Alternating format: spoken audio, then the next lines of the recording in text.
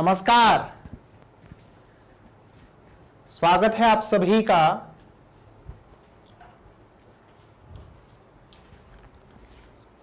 CTET की तैयारी कर रहे हो आप सभी। तो आप लोगों की आज से पहले जो परीक्षा हुई है उसमें जो 30 प्रश्न बार बार रिपीट हुए हैं वो मोस्ट इंपोर्टेंट 30 प्रश्न आज की क्लास में मैं आपके लिए लेकर आया हूं। और ऐसे ही 30 प्रश्न अब की बार भी आपके पेपर में आपसे पूछे जाएंगे। तो आज 30 में से 30 नंबर कौन कौन लेने वाला है? सभी पक्का तैयार हो 30 में से 30 नंबर लेने के लिए? तो चलिए आइए आज की क्लास की शुरुआत करते हैं। मीना चौहान गुड मॉर्निंग, कैसे हैं? Alka Rajput good morning, Podar. मीनाक्षी गोपाल झा कलुआ, राम मीना, संध्या। चलिए आप सभी आ चुके हैं तो क्लास की शुरुआत करें। राधे राधे, हाय हेलो नमस्ते आप सभी को। ये 3 थ्योरी आप सभी को पढ़नी होंगी। तीनों थ्योरी मोस्ट इंपॉर्टेंट हैं। आपके पेपर में इन तीनों थ्योरी से प्रश्न पूछे जाएंगे, तीनों थ्योरी से आएंगे।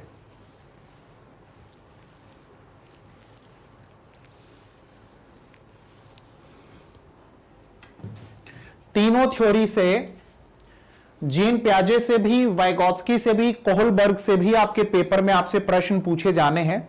संडे सुबह 11 बजे, जी हां आज 20 तारीख है, कल 21 तारीख और 22 तारीख में 22 तारीख सुबह 11 बजे संडे वाले दिन इन तीनों थ्योरी को हम लोग पढ़ने वाले हैं और फिर इनके प्रश्न भी करेंगे। तो इस क्लास को ज्वाइन करना आप भूलिएगा मत, मोस्ट इंपोर्टेंट क्लास आपके लिए रहेगी। आज की क्लास का पहला प्रश्न आप सभी की स्क्रीन पर है। बताइए इसका राइट आंसर क्या होगा? 30 में से 30 नंबर लेने हैं, जल्दबाजी बिल्कुल भी नहीं करेंगे, आराम से पढ़ो और जवाब दो। यहां पर पूछा गया है आनव 3 अंकों की संख्या को जोड़कर अकेले संघर्ष करता है किंतु वह शिक्षक की मदद से ऐसा करने में सक्षम है। लेव वाइगॉत्स्की के अनुसार यह क्या दर्शाता है? किसी की सहायता के साथ कर पा रहा है, सहायता हो जाती है तो कर देता है, बिना सहायता नहीं कर पाता। इसे हम ZPD कहते हैं, zone of proximal development. Reinforcement का कॉन्सेप्ट किसने दिया है जानते हो? स्किनर ने दिया है। स्किनर का एक्सपेरिमेंट किस पर था? रैट और पिजन दोनों पर था। प्रतीकवाद का जो कॉन्सेप्ट है यह किसके द्वारा दिया गया है? यह आपको मैं होमवर्क दे रहा हूं, पता करके जरूर आइएगा। चलो आगे बढ़ते हैं। प्रश्न नंबर अगला हमारी स्क्रीन पर है। बताएंगे एक बार जरा सभी इसका राइट आंसर हमारा क्या होगा, क्या होना चाहिए? जवाब सभी दो। बहुत ही बेहतरीन प्रश्न आप सभी के लिए। कुछ ऐसे ही प्रश्न आपके पेपर में आपसे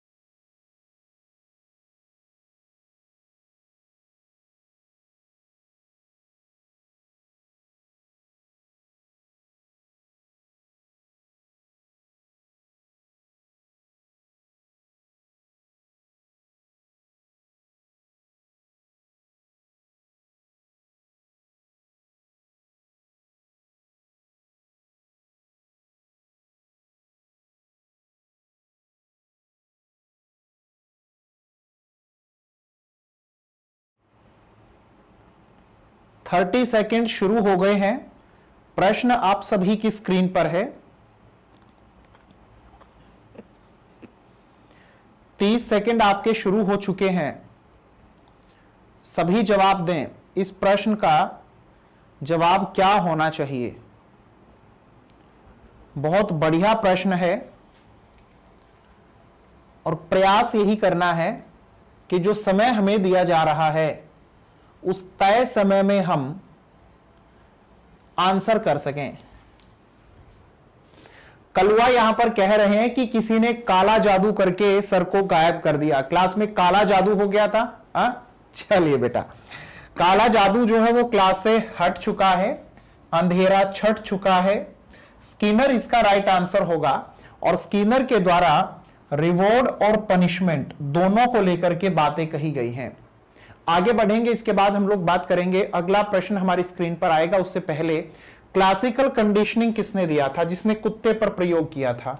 सभी जानते हो, पावलोव के द्वारा यह कॉन्सेप्ट डेवलप किया गया था। आगे बढ़ेंगे, इसके बाद में बात करेंगे प्रश्न नंबर 2। इसमें पूछा गया word association test was first introduced by. शब्द साहचर्य परीक्षण पहली बार इस्तेमाल किया गया था। जी बिल्कुल किया गया था। किसके द्वारा इस्तेमाल किया गया था यह आप सभी को बताना होगा, जल्दी से बताएं। अल्बर्ट बंडूरा नहीं, फ्रांसिस गाल्टन, ईएल थॉर्नडाइक और मैकडूगल। आंसर तो आप मुझे दे दोगे फ्रांसिस गाल्टन, जो कि ऑप्शन नंबर बी मैंने आप लोगों का सही भी मान लिया है। लेकिन यह बताओ अल्बर्ट बंडूरा का जो कॉन्सेप्ट है उसमें मॉडलिंग का मतलब क्या होता है और मॉडल का मतलब क्या होता है? अल्बर्ट बंडूरा ने बोबो डोल एक्सपेरिमेंट किया था ना, इंपॉर्टेंट थ्योरी है आपके परीक्षा के लिए। मॉडलिंग का मतलब होता है जहां पर हम लोग अपनी लर्निंग प्रोसेस को फॉलो करते हैं, अटेंशन, रिटेंशन, प्रोडक्शन, रिइंफोर्समेंट, ये सब कुछ। मॉडल वो होता है जिसे हम देखकर सीखते हैं। तो देखकर हम लोग सीखते हैं, जिस किसी को वो मॉडल हुआ, और सीखने की प्रोसेस को मॉडलिंग कहते हैं। Albert Bandura. थॉर्नडाइक के द्वारा सीखने के नियम बताए गए हैं। तो इन्होंने सीखने के जो प्राइमरी लॉ बताए हैं, प्राथमिक नियम बताए हैं, वो कितने हैं? ऑप्शन दे रहा हूं, 1, 2, 3 या 4। इन्होंने सीखने के प्राथमिक नियम कितने बताए हैं? नम्रता कह रही है कलवा ही काला जादू किया था सर। हाँ हो सकता है भाई, कलवा तांत्रिक हो। चलिए, इन्होंने सीखने के 3 नियम दिए थे। आगे बढ़ेंगे, बात करेंगे। आपसे पूछा गया कि fluid mosaic model of intelligence किसके द्वारा दिया गया था? बुद्धि के तरल मोज़ेक मॉडल को किसने प्रतिपादित किया? वेर्नॉन ने किया था? नहीं, वर्नन ने नहीं किया था, स्किनर ने भी नहीं किया, थॉर्नडाइक ने भी नहीं किया, केटल ने किया था। ऑप्शन नंबर डी हमारा बिल्कुल सही होगा। आप आगे देखिए कि जो केटल ने इंटेलिजेंस थ्योरी दी है, फ्लूइड इंटेलिजेंस और क्रिस्टलाइज्ड इंटेलिजेंस, इन पर आपके पेपर में आपसे पूछा जा सकता है। तो इसको अच्छे से आप लोगों को याद रखना होगा, इंपॉर्टेंट बनती है ये भी आपके लिए। गोलमैन का जो सिद्धांत है वो किससे संबंधित है? सर इंटेलिजेंस से, लेकिन कौन सी इंटेलिजेंस से संबंधित है? गोलमैन जो वो पत्रकार के तौर पर भी काम किए हुए हैं, पता होगा आप लोगों को इस बात का। बताइए अब जल्दी से answer. Emotional intelligence, spiritual intelligence, general intelligence और सोशल इंटेलिजेंस। इसका राइट आंसर हमारे द्वारा क्या होगा, क्या होना चाहिए? जवाब सभी दीजिएगा कि सर यह सही जवाब हम देंगे। आंसर बनेगा इमोशनल इंटेलिजेंस। 2 टर्म होती हैं जो आपको काफी कंफ्यूज करती हैं, इंटर और इंट्रा। इनमें क्या डिफरेंस होता है? और दोनों जो है वो इमोशनल इंटेलिजेंस से ही संबंधित रहती हैं। इंटर वो होता है जहां पर हम दूसरों के भावों को समझते हैं, और बेटा इंट्रा होता है जहां हम खुद के भावों को समझने का प्रयास करते हैं, है ना। इसके अलावा 2 टर्म और होती हैं, उसे भी आप जरा एक बार देखें। एक होती है सिंपैथी, और दूसरी होती है एम्पैथी। सिंपैथी और एम्पैथी में क्या डिफरेंस होता है बताएंगे? What is the difference between sympathy and empathy? ये आप लोगों को बताना है, सभी को जवाब देना है। अलका, हेमराज, वंदना, आयांशी, सानिया। प्रश्न नंबर 5 आप सभी की स्क्रीन पर है और 30 सेकंड आपके शुरू हो गए हैं। इसका राइट आंसर क्या होना चाहिए? यह आपकी क्लासरूम है, आपके स्टूडेंट आपके सामने बैठे हुए हैं, कक्षा में छात्रों को प्रश्न पूछने के लिए। हतोत्साहित कर दोगे, क्या क्वेश्चन पूछते रहते हो, कोई जरूरत नहीं, छोड़ दो। मनीषा, वंदना, यहीं पे रुक जा, पूछ नहीं लेगी कुछ। रितु, बैठ जा चुपचाप, नहीं पूछना। ऐसे करेंगे? हतोत्साहित नहीं करना है, रोकना भी नहीं है, अनुमति नहीं देनी चाहिए, ये तीनों गलत हैं। बच्चों को अनुमति भी देंगे, प्रेरित भी करेंगे। और जिस क्लास के अंदर बच्चे ज्यादा प्रश्न पूछते हैं, जिस क्लास के अंदर बच्चे खुलकर अपनी बातों को कह पाते हैं, उस क्लासरूम को हम जीवंत कक्षा देखते हैं। अच्छा, जब मैं आप स्कूल में जाते थे तब क्या कहा जाता था? अरे तुमने सरिता मैडम की क्लास देखी? हाँ, सरिता मैडम की क्लास देखी। सारे बच्चे एकदम चुपचाप बैठे रहते हैं। अरे बहुत अच्छी क्लास है सरिता मैडम की, तो सारे बच्चे चुप रहते हैं, कोई बोलता भी नहीं मैडम की क्लास में। बड़े डिसिप्लिन्ड बच्चे हैं, मैडम ने सबको, है ना, अच्छे से कंट्रोल करके रखा है। मैडम खुश हुई रहती है, ऐसी ऐसी बातें होती मैडम को लेकर के। अरे वाह, मेरी बढ़ाई हो रही है, मेरी बढ़ाई हो रही है।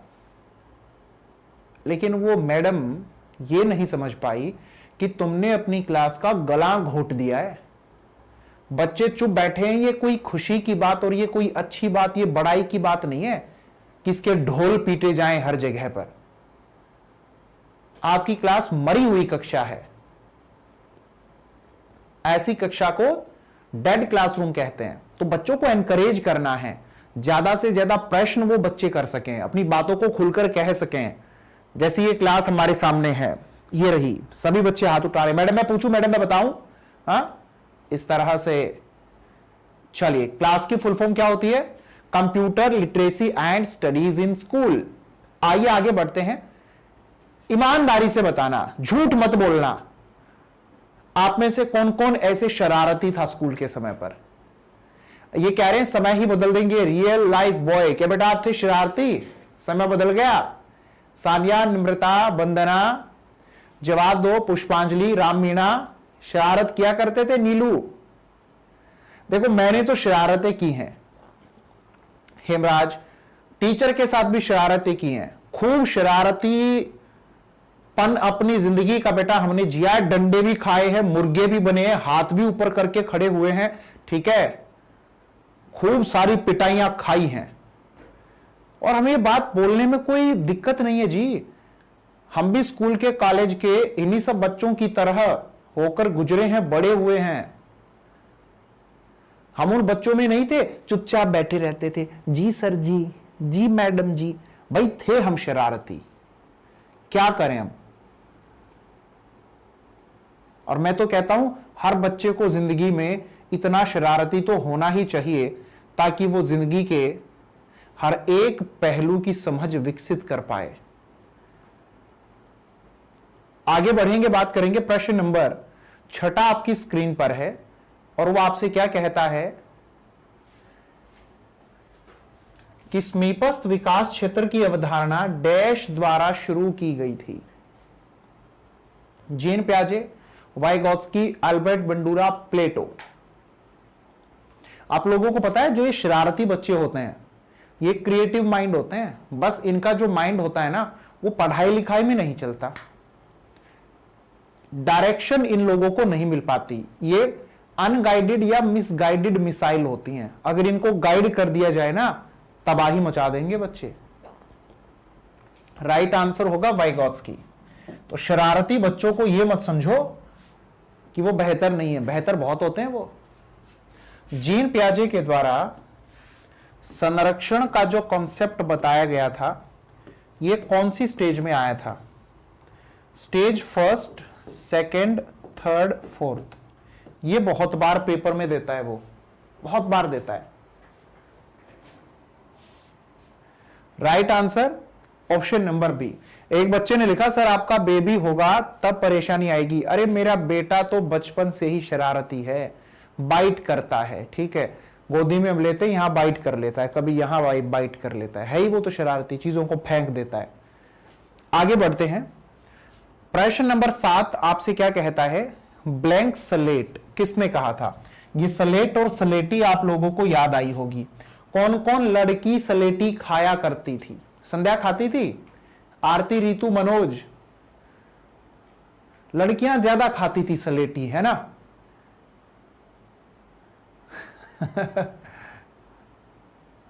टेस्ट अच्छा लगता था स्लेटी का, है?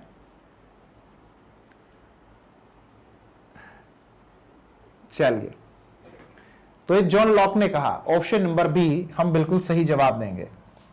Very good. आगे बढ़ते हैं। और ब्लैंक स्लेट के अलावे तबुला रासा टर्म भी इन्होंने दी थी, वो भी आप लोगों को याद रखनी होगी। प्रश्न हम सबकी स्क्रीन पर आया है, जीन प्याजे से ही पूछा गया, अनुकूलन की दो बुनियादी पूरक प्रक्रियाएं कौन सी होती हैं?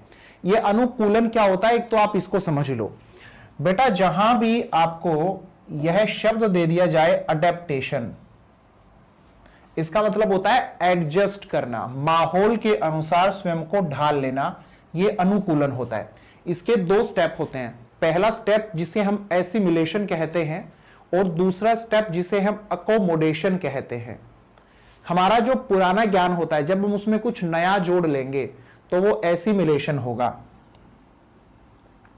और जब हमारे पुराने तरीके को हम बदल देंगे वो एकोमोडेशन होगा। अब हम मान लेते हैं कि हमारी क्लास का हमारा कोई भी एक साथी, भाई किस लड़के का नाम लें, किस लड़के का नाम लें? लड़के कम है, चलो गोपाल का नाम ले लेते हैं। यह है गोपाल, और गोपाल जो है वो बहुत बढ़िया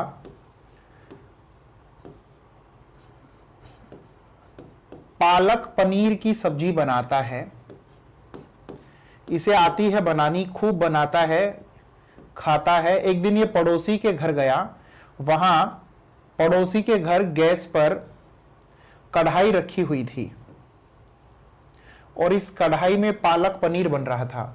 गोपाल का जो पड़ोसी है जहां पर वो पहुंचा है, इसका नाम है राजीव, और राजीव के पास आकर के उसने देखा कि राजीव जो पालक पनीर बना रहा है वो किसी दूसरे तरीके से बना रहा है, किसी दूसरे तरीके से बना रहा है। जो तरीका गोपाल अपनाता था उससे अलग तरीका है। तो यहां पर गोपाल का राजीव के साथ जो एक्सपीरियंस हुआ पालक पनीर बनाने को लेकर के, वो नया एक्सपीरियंस था, कुछ नया उसको मिला जानने को, देखने को, जो तरीके उसके पास नहीं थे। तो यहां पर उसने अपने पुराने ज्ञान में जब कुछ नया एक्सपीरियंस जो मिला था उसको ऐड कर लिया, तो बेटा ये क्या हो गया, ये एसिमिलेशन हो गया। बिल्कुल आपके किचन का एग्जाम्पल दे रहे हैं, जो कि डेली रूटीन लाइफ में बहुत बार हम सभी करते हैं, है ना। इसके बाद में घटना क्या घटी कि गोपाल ने अब अपना जो तरीका था उस तरीके को बदल भी लिया पालक पनीर बनाने का। तो जब इसने तरीका भी बदल लिया तो वो क्या हो गया, वो एकोमोडेशन हो गया, है? चलिए राम मीना, अगला एग्जाम्पल आपके नाम पर ही सेट करते हैं। मैं खिलाता हूं तुम्हें मटर पनीर। आओ, प्रश्न नंबर 9, 30 सेकंड शुरू हो गए हैं।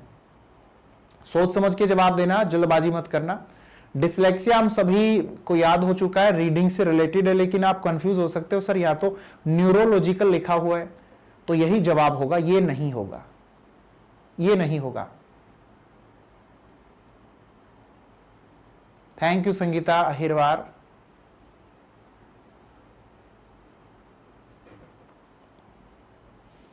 बताएं, आंसर करें सभी।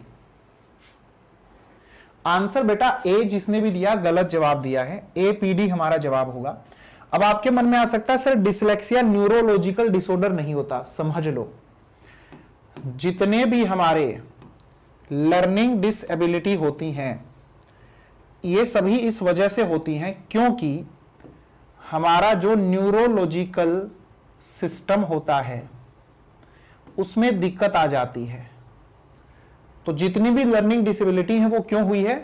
क्योंकि हमारे स्नायु तंत्र में दिक्कतें आ जाती हैं। क्लियर हुआ? तो ये हमारा जवाब नहीं है। एपीडी में विजुअल नहीं होता है। एपीडी के अंदर आप लोग याद रखेंगे ऑडिटरी होता है, ऑडिटरी प्रोसेसिंग डिसऑर्डर।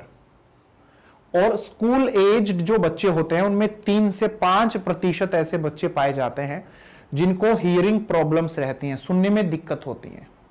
तो जब आप ऐसे समझोगे चीजों को बेटा तभी पेपर पास हो जाएगा। और इतनी डिटेल में इस तरह से आप लोगों को बिना समझे अगर रटकर सीटेट पास करना है तो वो अब नहीं होगा।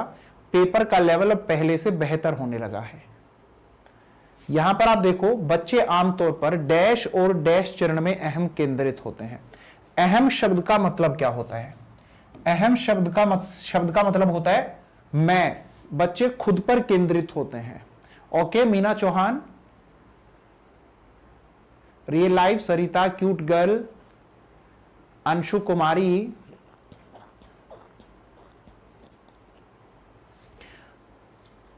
देखो कभी कभी क्या होता है, जैसे अभी कमेंट जब मैं देख रहा हूं तो सरिता के साथ में ही ये क्यूट गर्ल किसी ने अपना नाम रखा हुआ है। तो जो हमारा स्टूडियो बना हुआ है, इस स्टूडियो के बाहर से भी लोग गुजरते हैं। तो एक दिन मैं ऐसे ही क्लास ले रहा था तो वो घटना कुछ और घटी थी, ठीक है। वहां पर भी ऐसे ही ऊपर नीचे नाम था, जैसे मैंने अभी बोला सरिता क्यूट गर्ल, तो मैंने तो अलग अलग बच्चे का नाम लिया। तो ऐसे स्टूडियो से बाहर से कोई एक दिन गुजर रहा था, उस दिन नाम कुछ और था लेकिन मैचिंग कुछ ऐसी ही हुई। तो अभी भी कोई गुजरेगा तो वो क्या सोचेगा, सर तो सरिता को बोल रहे हैं क्यूट गर्ल है। तो भाई आप लोग है ना, ये अपने शब्दों को सुधार लो, नाम थोड़े ढंग के रख लो। अपने सच्चे अच्छे नाम के साथ में आया करो क्लास में, वो ज्यादा अच्छा होगा। चलिए, तो बच्चा यहां पर 2 स्टेज में होता है। एक होता है प्री ऑपरेशन स्टेज में और दूसरा होता है बच्चा बहुत बढ़िया सेंसरी मोटर में। ऑप्शन नंबर 3 बिल्कुल सही होगा। चलिए, प्याजे की थ्योरी में 4 स्टेजेस आपको दी गई हैं। वो कौन सी स्टेज होती है जहां पर बच्चे में एनिमिज्म होता है, जिसे हम हिंदी में जीववाद कहते हैं? बताओ सभी, चलो जल्दी से आंसर करो, जवाब सभी को देना है। बढ़िया क्लास है, धमाकेदार क्लास है, आंसर सभी को देना है। Very good. स्टेज नंबर 2 पक्का 100%। चलो, आपकी बात मैं मान लेता हूं, स्टेज नंबर 2 में होता है। तो अब मुझे ये बताओ रिवर्सिबिलिटी कब होती है, जिसे हम विलोमीयता कहते हैं?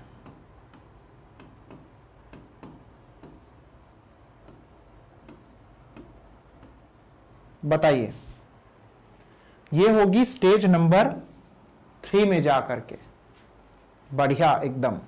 एडुकेशन हम सभी ले रहे हैं और एडुकेशन का मुख्य उद्देश्य क्या होता है? बच्चे का ओवरऑल डेवलपमेंट करना।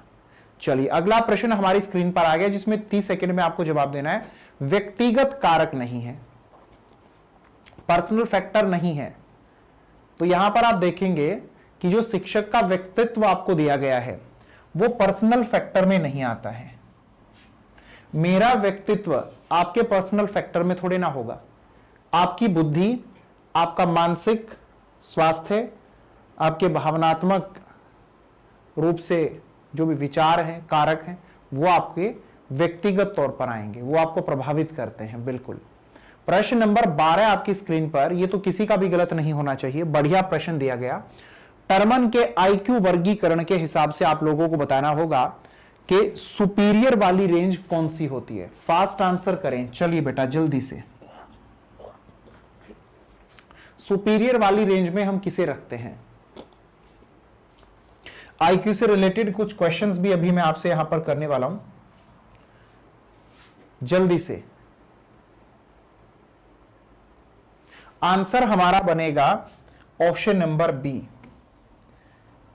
अगर आपसे यह पूछ लेता सामान्य आईक्यू वाले कौन होते हैं, एवरेज वाले, तब आप क्या जवाब देते? बताओ जरा।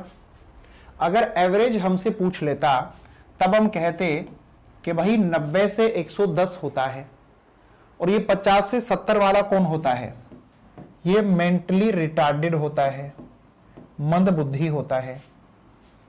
आपके पेपर में वह आपसे जब ये पूछेगा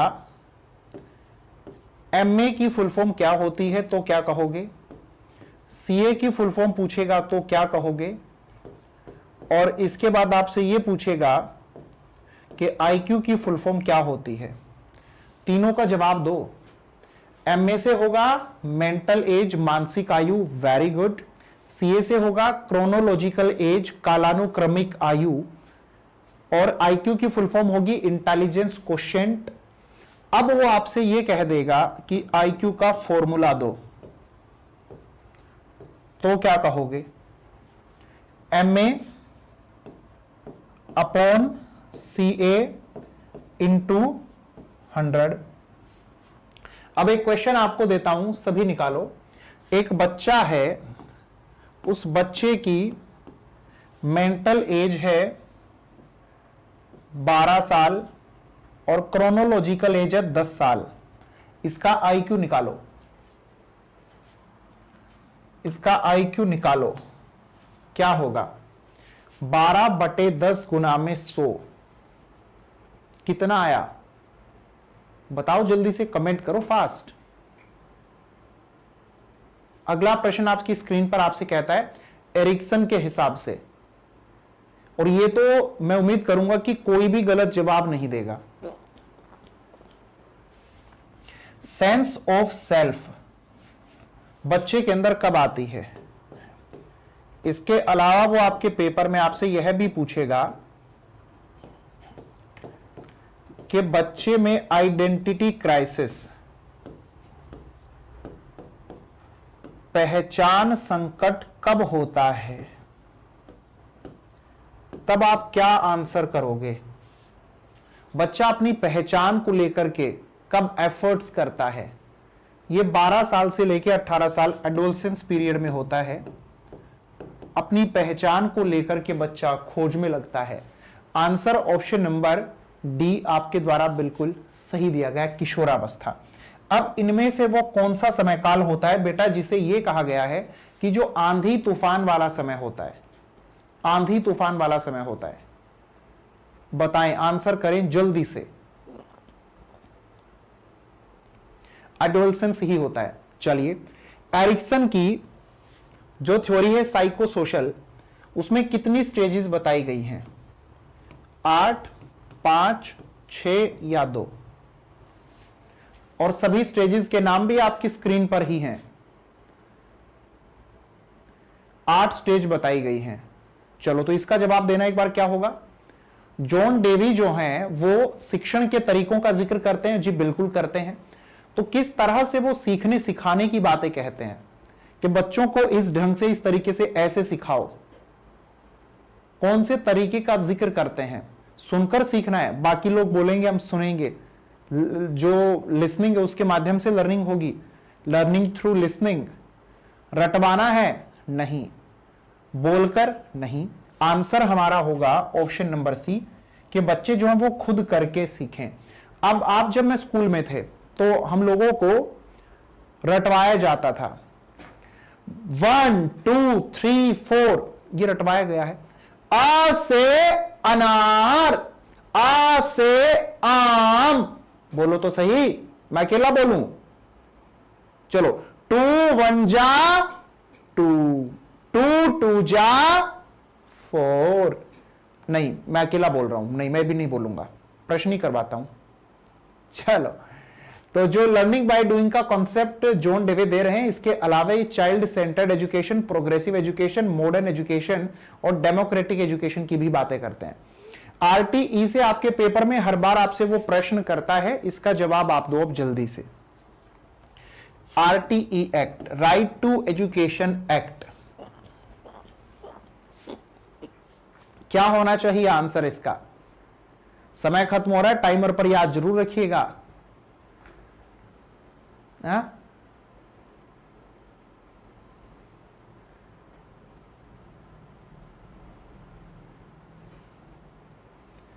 आंसर क्या होगा हमारा? बच्चे की मातृभाषा में। चलो, ऑप्शन नंबर ए मैं आपका मान लेता हूं। आपकी मातृभाषा क्या है? मेरी मातृभाषा तो हिंदी है।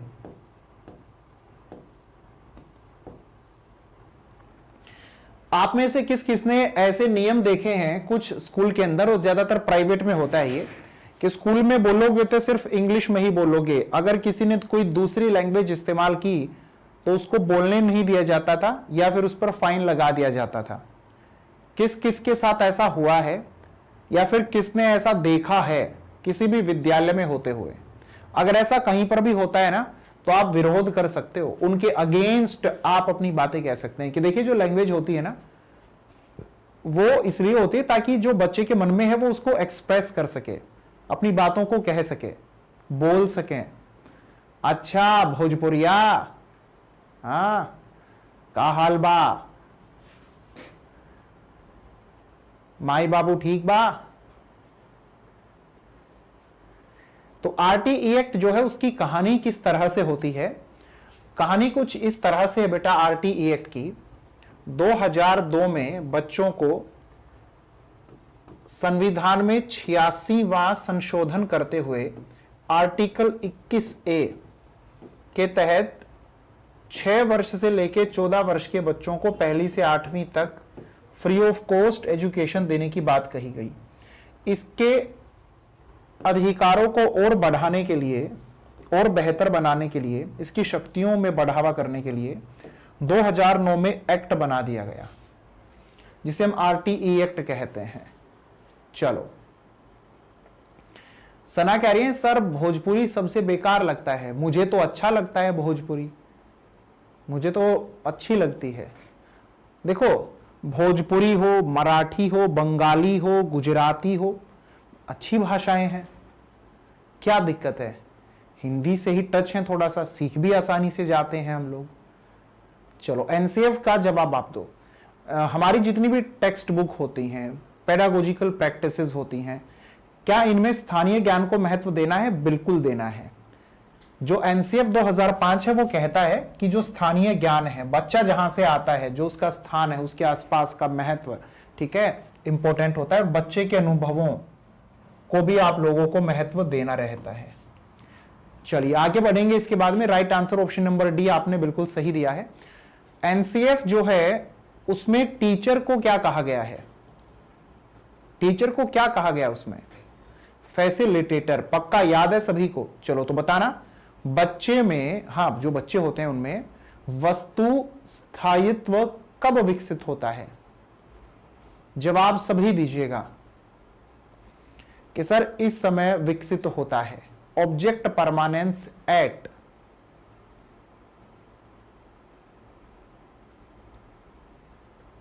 हाँ, पतली कमरिया, कश्यप को यह बड़ा याद है, भोजपुरी का सॉन्ग।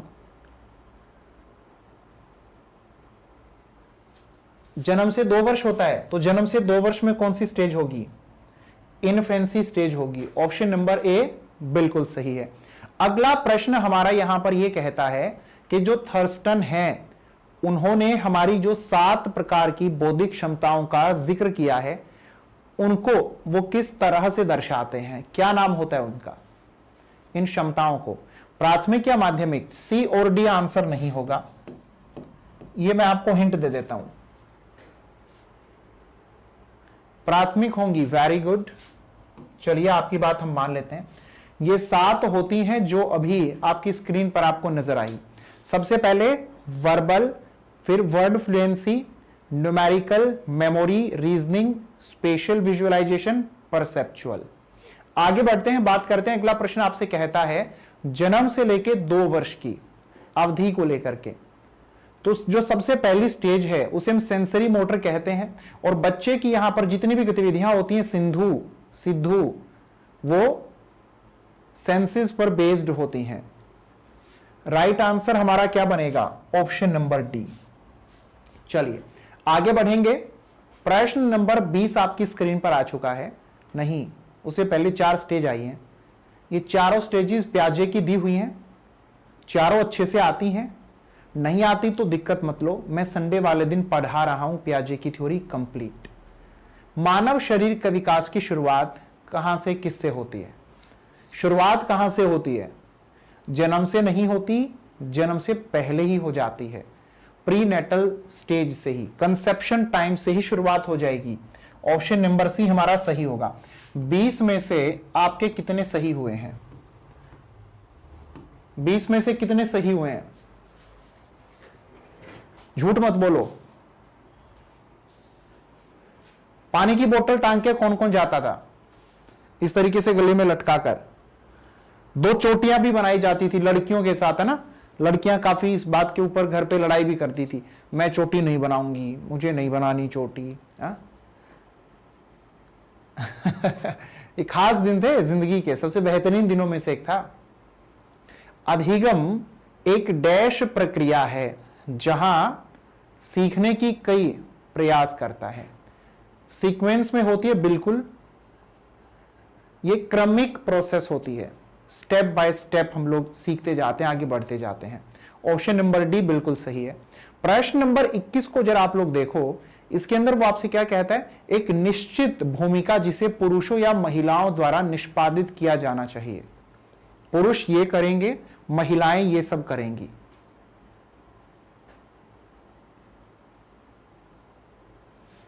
बताओ, आंसर करो। ऐसा जहां पर होता है उसे हम जेंडर रोल कहते हैं। अच्छा, जो ये जेंडर रोल है, यहां पर ज्यादा डिस्क्रिमिनेशन किसका होता है? ज्यादा भेदभाव, पक्षपात किसके साथ आप लोगों को लगता है? मेल के साथ या फीमेल के साथ? अगर हम लोग दोनों में कंपैरिजन करके बातें करते हैं तो पुरुष के साथ भेदभाव ज्यादा है ना? अरे नहीं सर जी, महिलाओं के साथ ज्यादा है। हाँ, समाज तो पुरुष प्रधान है, महिलाओं के साथ ज्यादा है, बिल्कुल सही बात है। लेकिन कुछ जगहों पर पुरुषों के साथ भी गलत होता है। विकास में वैयक्तिक अंतर डैश और डैश के कारण होता है, ये तो कोई भी गलत नहीं बताएगा। अच्छा, क्लास अगर आप लोगों की बेहतर चल रही है तो एक साथ सभी एक बार लाइक कर दें क्लास को। चलो, लाइक वाले बटन पे सभी एक साथ क्लिक करते हैं।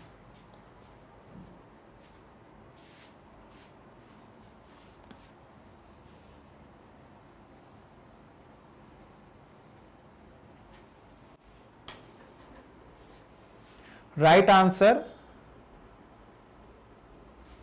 Heredity and environment, option number C बिल्कुल सही है। क्या सही है? ओहो, ए सही है। विकास और परिपक्वता, कुछ ने बी कह दिया, वाह जी वाह। ए, बी और सी तीनों गलत हैं। राइट आंसर होगा आनुवांशिकता और पर्यावरण। हमें आधार कहां से मिलता है? आनुवांशिकता से। हमें आकार कौन देता है? पर्यावरण देता है। ओके सिंधु सिंह कश्यप, बेटा कमेंट आपका देख लिया, नाम आपका ले लिया। अब आप मुझे जवाब ये दो कि जो व्यक्तिगत अंतर होते हैं उनका कारण क्या होता है? Which of the following is a cause of the individual differences? आप में हम सभी जो एक दूसरे से अलग हैं, क्या कारण है उनके? क्या पर्यावरण हम लोगों को अलग बनाता है? हाँ, बिल्कुल बनाता है। हमारी जो आयु होती है उससे भी हम अलग होते हैं। हाँ जी, होते हैं। भावनात्मक स्थिरता से भी होते हैं। इसका आंसर तो डी हम लोग मान लेंगे। लेकिन जो शिक्षा होती है क्या वह भी व्यक्तिगत अंतर का कारण बनती है? आंसर सभी देना। ऑप्शन डी बिल्कुल सही होगा। शिक्षा भी इंडिविजुअल डिफरेंसेस का रीजन होती है। प्रश्न नंबर 25 बहुत बढ़िया प्रश्न है। आरती कुमारी कश्यप, आनुवांशिकता की इकाई है। देखिए, जाइगोट में क्रोमोसोम, क्रोमोसोम में जीन, और जीन को हम हिंदी में पितृयक कहते हैं।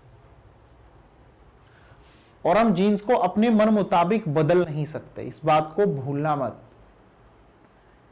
ऑप्शन नंबर सी तो आपने सही जवाब दे दिया, लेकिन जो ये क्रोमोसोम होते हैं इसके पेयर कितने होते हैं? 20, 21, 22 और 23। इसके कितने पेयर होते हैं, कितने जोड़े होते हैं? पेपर में आता है यहां से प्रश्न, पता होना चाहिए बिल्कुल।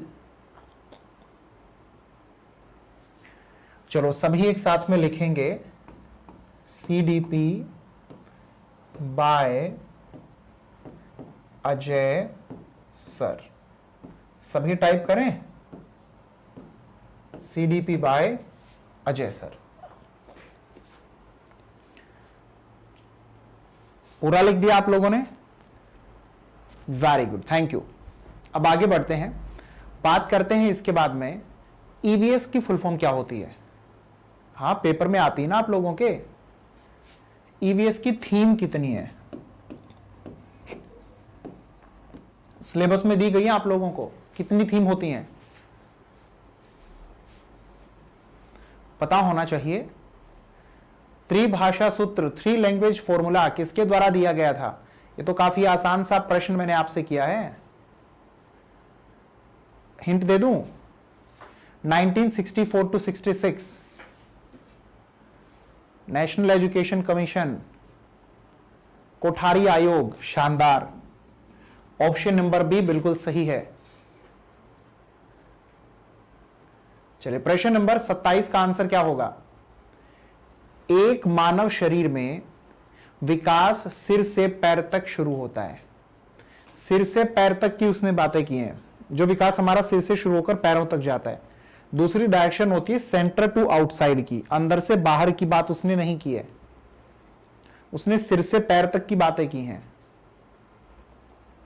क्या आंसर बनेगा? Option number B, cephalocaudal. शाबाश। समाजीकरण का द्वितीय घटक, ये तो कोई भी गलत नहीं बताएगा, कई बार आपको बताया जा चुका है। जहां फैमिली लिखा हुआ है वो प्राथमिक होगा, जो फैमिली जहां होगा उसको काटते चले जाओ। फैमिली मतलब प्राथमिक। आंसर बना ऑप्शन नंबर ए, स्कूल और पड़ोस। बहुत बढ़िया। क्रिकेट आप देखते हो? तो अभी क्रिकेट वर्ल्ड कप चल रहा है, तो ये क्रिकेट वर्ल्ड कप कौन से देश में चल रहा है? कौन सी कंट्री में हो रहा है? Pakistan, Bangladesh, India, Australia. कौन से देश में चल रहा है? देखते हो ना सभी? इंडिया में। चलिए, निम्नलिखित में से किस सिद्धांतकार ने संचालक कंडीशनिंग की अवधारणा को प्रतिपादित किया था? Which theorist has introduced the concept of operant conditioning? ये तो काफी आसान है। वाटसन नहीं, स्किनर के द्वारा दिया गया। गुड, ऑप्शन नंबर बी एकदम सही होगा। इसका आंसर क्या बनेगा? समावेशी शिक्षा को लेकर वो आपसे बातें करता है। नहीं वाले शब्द पे ध्यान जरूर देना। इसके बाद 2 बातें आपसे पूछूंगा, फिर आगे बढ़ेंगे।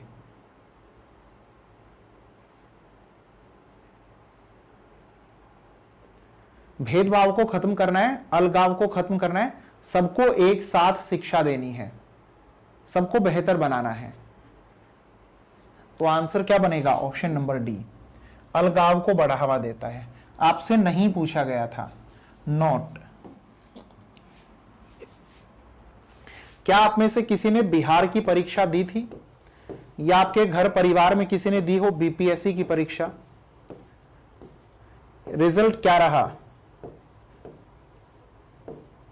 इसके अलावा अभी केवीएस का रिजल्ट आया है, क्या आप लोगों ने देखा?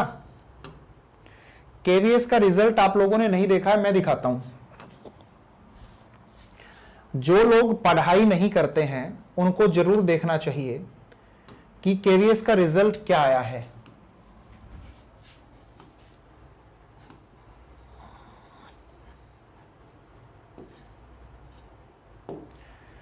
ये केवीएस के अंदर टोटल नंबर ऑफ सीट्स थी। अनरिजर्व कैटेगरी की कट ऑफ कितनी गई है पता है? 135 प्लस। ओबीसी की 127 प्लस। ईडब्ल्यूएस की 127 प्लस। और ये टोटल सीट थी। जिन लोगों को ये लगता है कि नोटिफिकेशन आने के बाद पढ़ाई करनी चाहिए, जिनको ये लगता है कि कहीं से हम बहुत सारी मैराथन ही देख लेंगे पेपर से पहले, उनसे पास हो जाएंगे, जिनको लगता है टेलीग्राम से बहुत सारी पीडीएफ डाउनलोड कर लें, उनको रट लेंगे तो पास हो जाएंगे, ये वो बच्चे नहीं हैं। अगर आप लोगों को भी कल को परमानेंट टीचर बनना है तो अभी से अपनी बेहतर तैयारी करनी शुरू करनी होगी, और तैयारी उस लेवल की कि लाखों बच्चों की भीड़ में पास होकर निकल सको। कंपटीशन बहुत हो चुका है, बहुत हो चुका है, हर दिन बढ़ता ही जा रहा है, कम नहीं हो रहा। आप लोग देख लीजिए 135 से ज्यादा नंबर जिसके आए हैं वही इंटरव्यू के लिए पहुंचा है, और अभी तो इंटरव्यू के लिए पहुंचा है केवीएस में, इंटरव्यू होना तो बाकी है, इंटरव्यू तो अभी बाकी है। तो बेटा पढ़ाई तो करनी पड़ेगी, बिना पढ़े बात नहीं बनेगी। आप सभी के साथ अब आगे बढ़ते हैं।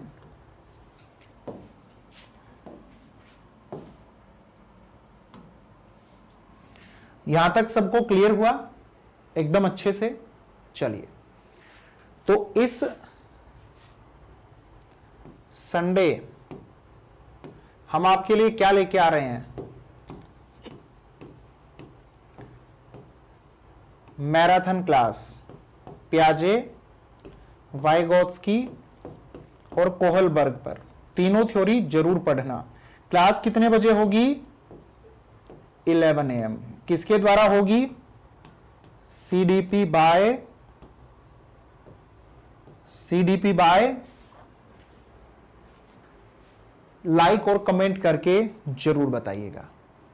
संडे में आना मत भूलना, मत भूलना। शिक्षा जगत से जुड़कर राष्ट्र निर्माण में सहयोग करने के लिए आप सबका प्रेमपूर्वक धन्यवाद।